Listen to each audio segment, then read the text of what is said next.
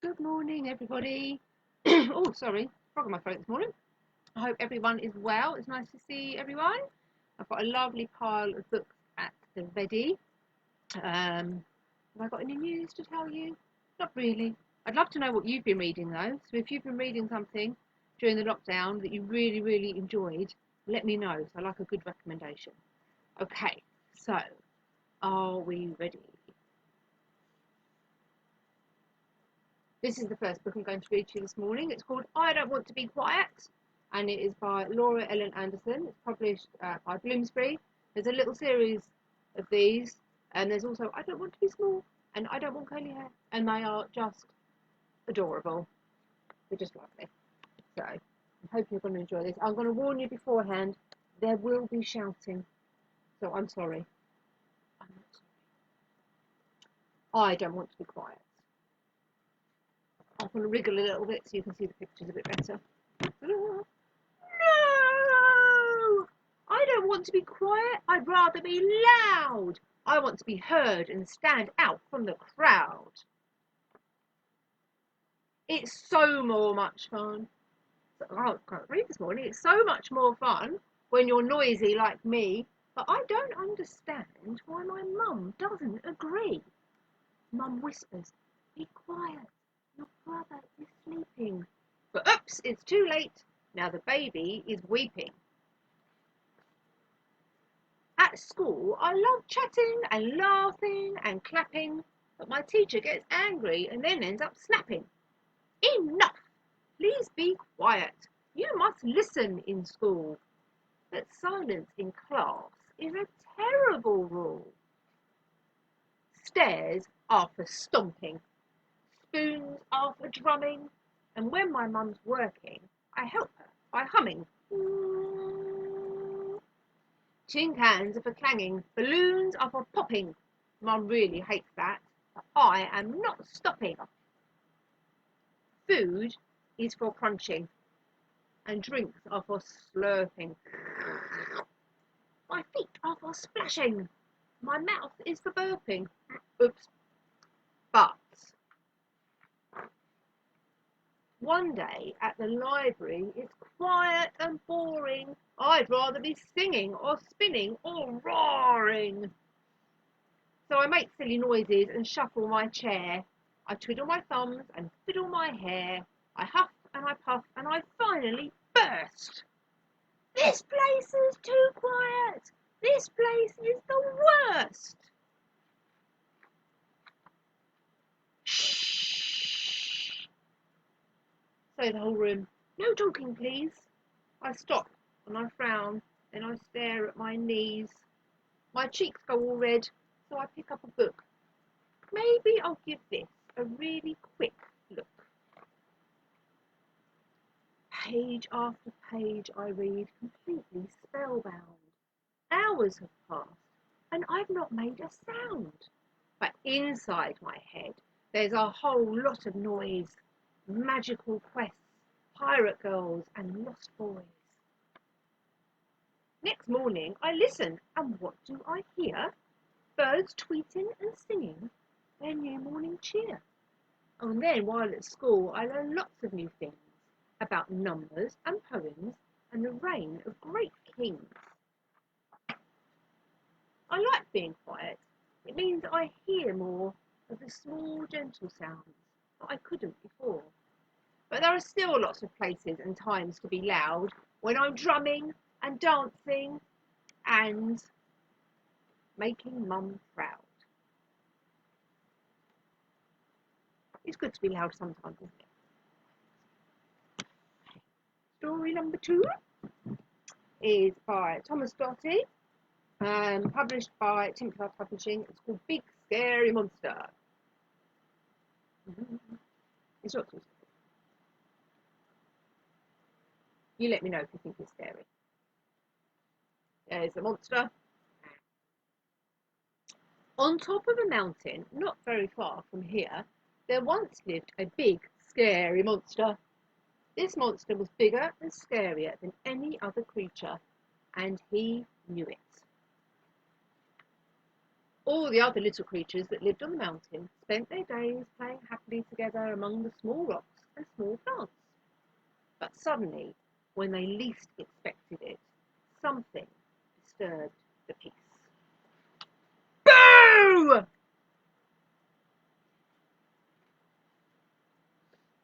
As time went by, the little creatures learned to hide from the big scary monster.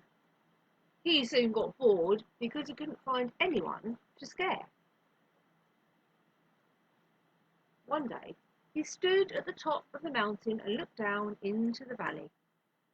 Far below, the big scary monster saw many more little creatures happily playing among the small rocks and small plants.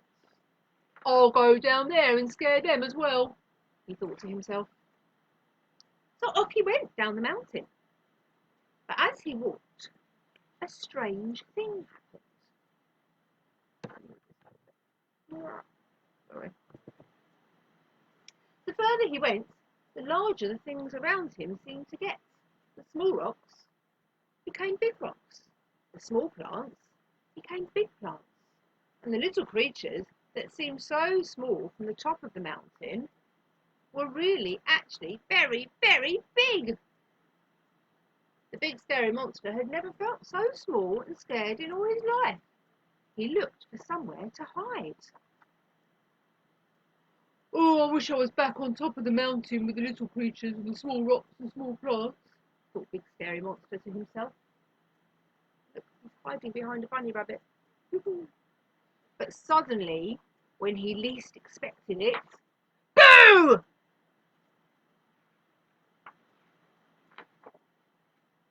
Back up the mountain ran the Big Scary Monster.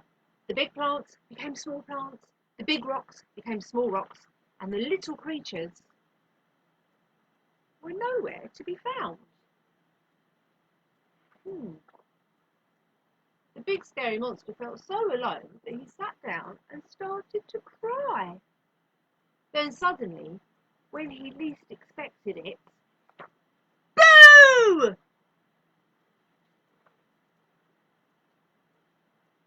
The big scary monster was so pleased to see the little creatures that he forgot all about being big and scary.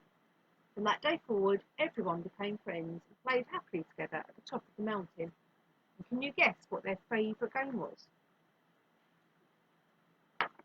Boo!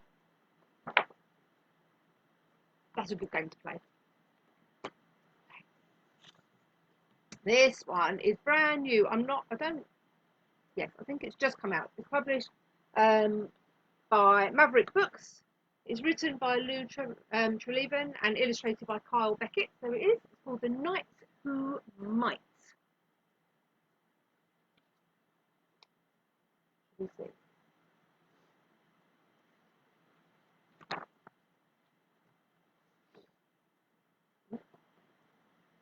In a tower on a hill lived the knight who might. He tried really hard to be a knight. He tried with all his might. He tried really hard to ride a horse. He clung on and closed his eyes. One day I might be a knight, he said as he rode his horse up the hill and into the sunset, where he fell off. Oof! You might not, said the horse. It was a magic horse. But I might, said the knight. He tried really hard to use a sword. He swished and swiped. One day I might be a knight, he said as he accidentally drove his sword into a tree and he couldn't get it out. You might not, said the sword. It was a magic sword. But I might, said the knight.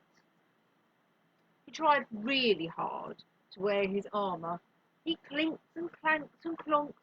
One day I might be a knight, he said as he put his helmet on backwards and fell in a muddy puddle.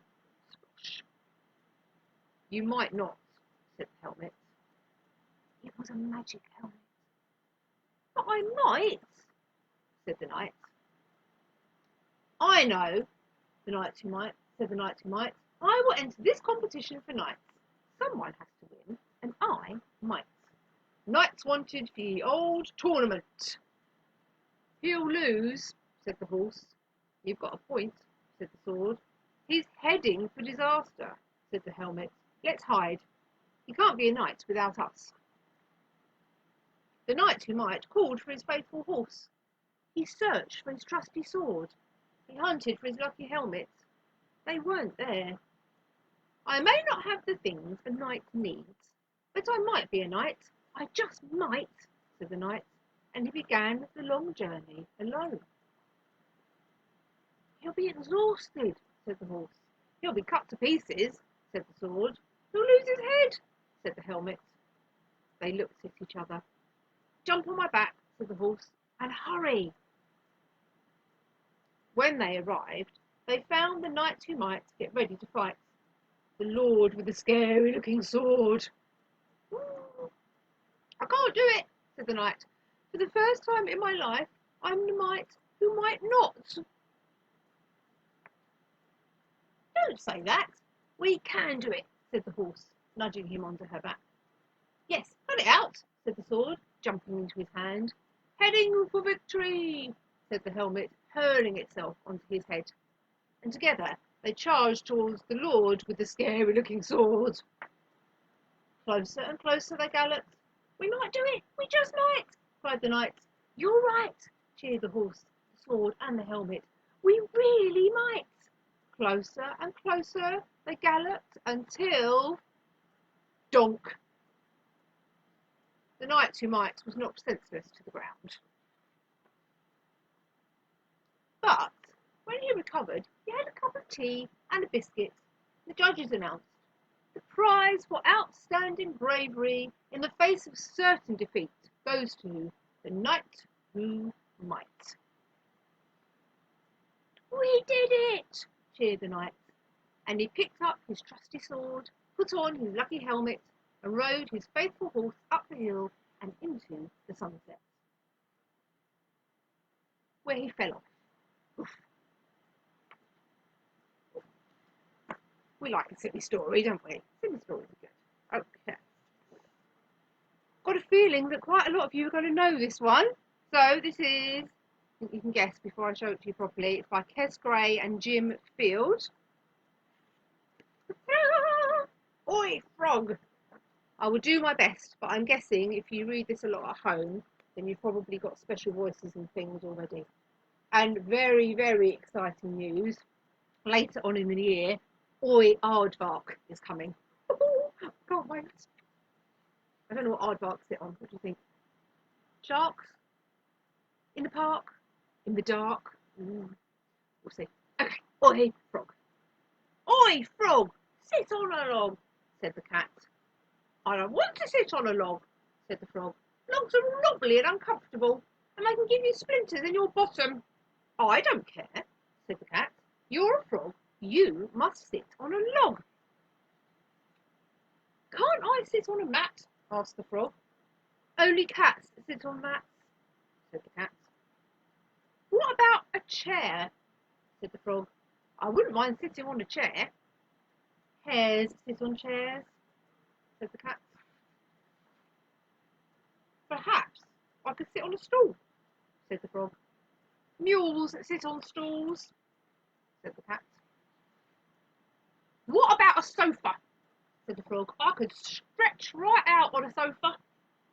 Gophers sit on sofas, said the cat. It's very simple, really. Cats sit on mats, hares sit on chairs, mules sit on stools, gophers sit on sofas, and frogs sit on flogs.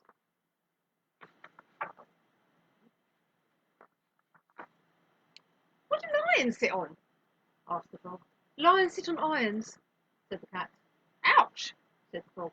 What do parrots sit on? Parrots sit on carrots, said the cat. Lions sit on irons, and parrots sit on carrots. Doesn't sound very comfortable, said the frog. It's not about being comfortable, said the cat. It's about doing the right thing. What do foxes sit on? Asked the frog. Foxes sit on boxes, said the cat. Foxes sit on boxes, and fleas sit on peas. Sit peas. They're so cute. Whoever thought you'd say that a flea was cute?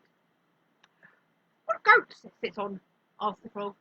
Goats sit on coats, said the cat. Goats sit on coats, plows sit on ploughs, and storks sit on forks. What do gorillas sit on? Asked the frog. Gorillas sit on pillars, said the cat. Gorillas sit on pillars. Rats sit on hats. Weasels sit on easels, and moles sit on poles. What do seals sit on? Asked the frog. Don't you know anything? Said the cat. Seals sit on wheels. Doves sit on gloves. Newts sit on flutes. Lizards sit on wizards, and apes sit on grapes. What about puffins? Asked the frog. Puffins sit on muffins, said the cat. Puffins sit on muffins. Snakes sit on cakes. Owls sit on towels. Gibbons sit on ribbons. Lambs sit on jams. Bees sit on keys. And pumas sit on satsumas. Well, I never knew that, said the frog. Well, you do now, said the cat. What do dogs sit on? Asked the frog. I was hoping you weren't going to ask that, said the cat. Help! All the other ones, they're so funny. There's also oi puppies now as well, which is equally cute. Okay, how much time? A little bit of time. Let's go for this one. This is called How to Grow a Dinosaur. There it is. It's by Carol Hart and Ed Eves. Very shiny. I like the shiny book. And it's published by, I don't know, Simon and Schuster. Oh, got fluff on it. You can tell this is old because it's been signed for my little, well, not so little boy now, Max. And he's nearly 13. I don't think he'd read it anymore. How to Grow a Dinosaur. Hooray! Today is a brilliant, sunshiny day. I can play in my paddling pool and ride my bike and build a den. I pull on my shorts and t-shirt and rush out into the garden. Then, Albie! It's Mum. She has a basket of tools in one hand and some packets of seeds in the other. I know exactly what this means. Gardening. I hate gardening. But Mum says, come on, Albie, let's make a vegetable patch. All day long I weed and dig. It's so hot. Can we finish now? I groan. Just as soon as you've planted these, says Mum. She hands me some seeds. You might grow something really exciting. I rip open the packets and fling the seeds all over the soil. Done. The next morning, I open my window. Oh, what's going on? Outside is a jungle. This is crazy. I race out into the garden and whoa! I tumble into a hole. A very strange hole. It looks like a gigantic animal's footprint. But that's just silly. The only creature that would be that big would be a dinosaur! Arrgh! It's a huge Tyrannosaurus Rex, and I think it's hungry. I dive into a tangle of creepers. The dinosaur thunders past and disappears. Whew, that was close. This place is scary. I want to go home, and I'm hungry too. I spot some brightly coloured beans dangling from a branch. Can I eat them? Then I notice a seed packet on the ground. Jelly bean tree, edible fruit, fast growing. Yippee! I knew it. They're jelly beans. Yum! This is mad. Jungles don't grow overnight. Jelly beans don't grow on trees. Dinosaurs are extinct. I wonder. I rummage in my pockets. Triassic jungle. Grow your own instant prehistoric landscape. Crikey. In my rush to plant those seeds, I didn't even look at the packets. Easy to grow, Tyrannosaurus Rex. Feed well. Dinosaur mix. Scatter on the ground and take cover. Dinosaur mix? That means there are more of them? Suddenly, something grabs my t-shirt and drags me up, up, up into the air. It's a giant pterodactyl. Help! It drops me into a nest high up in jelly bean tree. 3 hungry chicks peck my feet. Don't eat me, I shout. Eat these. I throw them a handful of jelly beans. Then, a terrifying roar fills the air.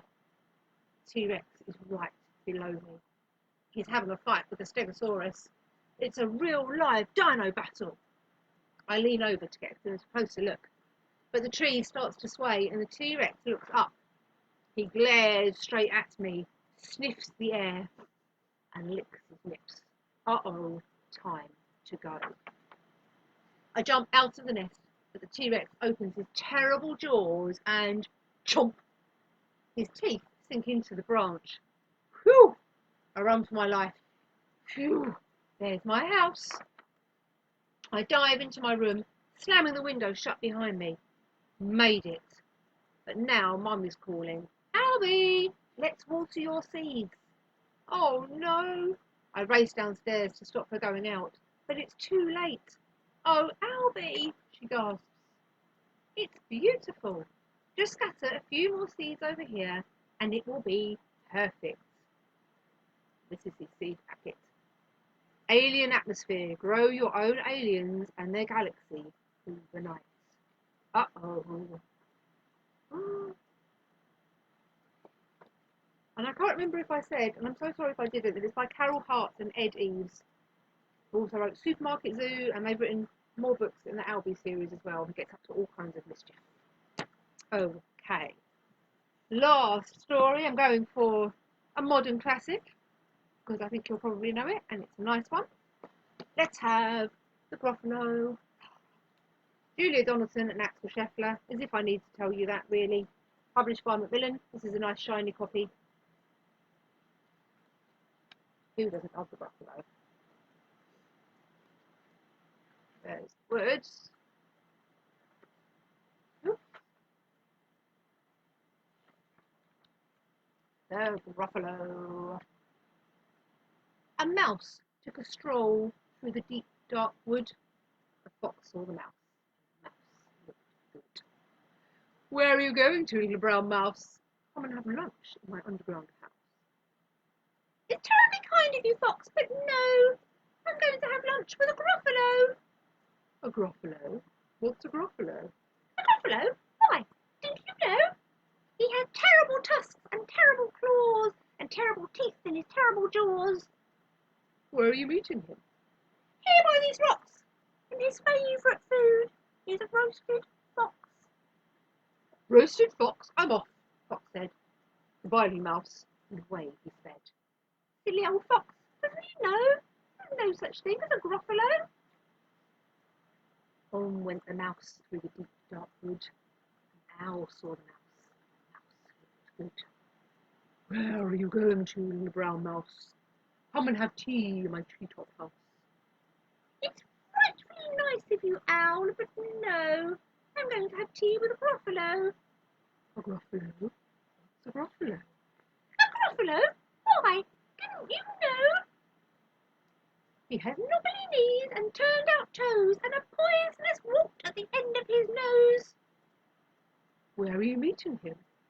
Here by the stream, and his favourite food is owl ice cream. Owl ice cream, to-wit-to. Goodbye, little mouse, and away Owl flew. Silly old owl, doesn't he know? There's no such thing as a Gruffalo. On went the mouse through the deep dark wood. A snake saw the mouse, and the mouse looked good. Where are you going to, brown mouse? Come for a feast in my log pile house.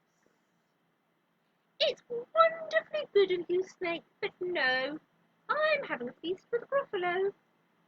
A Gruffalo? What's a Gruffalo? A Gruffalo? Why, didn't you know? His eyes are orange, his tongue is black, he has purple freckles all over his back. Where are you meeting him? Here by this lake, and his favourite food is scrambled snake. Scrambled snake? It's time I hid. Goodbye, little mouse. Away Snake slid. Silly old snake, doesn't he know? There's no such thing as a Gruffalo. Oh! And who is this creature with terrible claws and terrible teeth in his terrible jaws? He has knobbly knees and turned out toes and a poisonous wart at the end of his nose. His eyes are orange, his tongue is black, he has curved prickles all over his back. Oh, oh, oh no! It's a Gruffalo! My favourite food, the Gruffalo said. You'll taste good on a slice of bread. Good, said the mouse. Don't call me good. I'm the scariest creature in this wood. Just walk behind me and soon you'll see. Everyone is afraid of me. All right, said the Gruffalo, bursting with laughter. You go ahead, and I'll follow after. They walked and walked till the Gruffalo said, I hear a hiss in the leaves ahead. It's Snake, said the mouse. Why, Snake, hello! Snake took one look at the Gruffalo. Oh, crumbs, he said. Goodbye, little mouse. And off he slid to his little old house. You see, said the mouse, I told you so. Amazing, said the Gruffalo. They walked some more till the Gruffalo said, I hear a hoot in the trees ahead. It's Owl, said the mouse. Why, Owl, hello! Owl took one look at the Gruffalo. Oh dear, he said. Goodbye, little mouse. And off he flew to his treetop house. You see, said the mouse, I told you so. Astounding, said the Gruffalo. They walked some more till the Gruffalo said, I can hear feet in the path ahead. It's Fox, said the mouse. Why, Fox, hello! Fox took one look at the Gruffalo. Oh, help, he said. Goodbye, little mouse. And off he ran to his underground house. Well, Gruffalo, said the mouse, you see, everyone is afraid of me. But now my tummy's beginning to rumble. My favourite food is Gruffalo crumble. Gruffalo crumble, the Gruffalo said, and quick as the wind he turned and fled. All was quiet in the deep dark wood. The mouse found a nut, and the nut was good. There we go, all finished for today. I hope you enjoyed yourselves, you've had nice stories. If you missed them, or you missed some of them, they'll be on Facebook and they'll be up on our YouTube channel later as well. Have a lovely day. I've got lots of teaching to do today, so I need to get myself organised. And I will see you all next week. Bye.